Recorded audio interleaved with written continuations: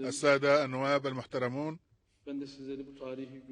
أنا أريد أن أحييكم في هذا اليوم التاريخي في 15 من مايو سنة 15 و900 وألف. احتل اليونانيون مدينة الدنيزلي في غرب تركيا، وبالأمس البارحة ليلا رفعت التكبيرات والتسبيحات في كافة مساجد الدنيزلي، ونزل المواطنون إلى الشوارع تماما مثل ما فعل الناس في عام 1915 البارحة ليلا، عندما بدأت طائرات تقصف برلماننا. هببت إلى البرلمان مباشرة وحاولت دخول المبنى، ولكن الانقلابيين جابونا بوابل من الرصاص قطع أغصان الأشجار التي فوقنا، ورغم ذلك فقد أصررنا على دخول مبنى البرلمان. دخلنا البرلمان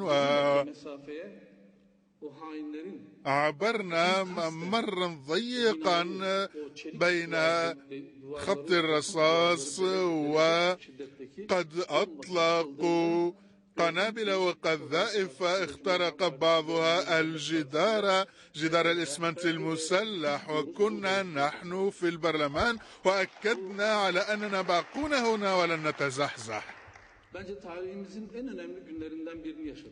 أنا أقول إننا قد عشنا يوما تاريخيا في تركيا.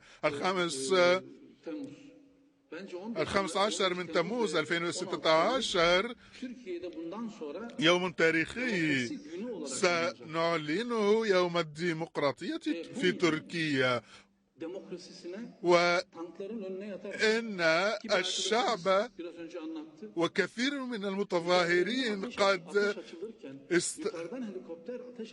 قد استلقوا وتمددوا على الطريق أمام الدبابات حتى يمنعوها من العبور نحو المؤسسات الحكومية التي يريدون السيطرة عليها. لقد استشهد كثير من عناصر شعبنا، إنهم يسكنون في قلوبنا إلى الأبد.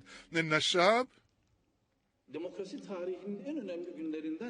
قد أثبت أنه قادر على كتابة ملحمة من أجل الديمقراطية أكبر من ملحمة الثورة الفرنسية.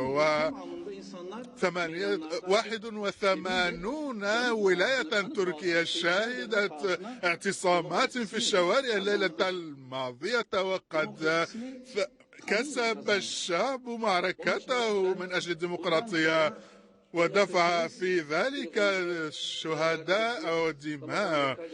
وكما قال السيد رمضان قبل قليل، فإن لن نتنازل عن الديمقراطية ولن نسلم فيها لأي طرف، ولن يتجرأ أحد بعد هذه الملحمة، لن يتجرأ أحد على النيل من ديمقراطية تركيا. بالأمس كنا إزاء مشهد رائع آخر.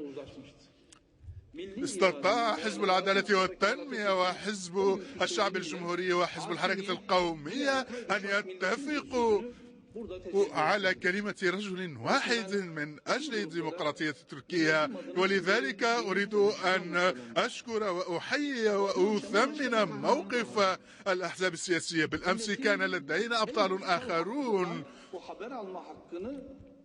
الصحفيون كذلك في شبكة التلاتة وفي القنوات الأخرى أصروا على مواصلة واجبهم الإعلامي رغم الرصاص، رغم القصف، رغم احتلال المباني المؤسسات الإعلامية. ولذلك فأنا أشكر الإعلاميين، أشكر الشعب، أشكر كل من وقف إلى جانب الديمقراطية. سيد الرئيس، السادة النواب الكرام، لقد عشنا بالأمس يوما تاريخيا أكد فيه الجميع على الحفاظ على الإرادة الشعبية الشعبية. بالأمس كنا هنا تحت قبة البرلمان، ورغم القصف أتينا وكان الرصاص وكانت القنابل بجانبنا على بعد 20 مترا فقط، ورغم ذلك أصررنا على البقاء هنا في البرلمان لنقوم بواجبنا.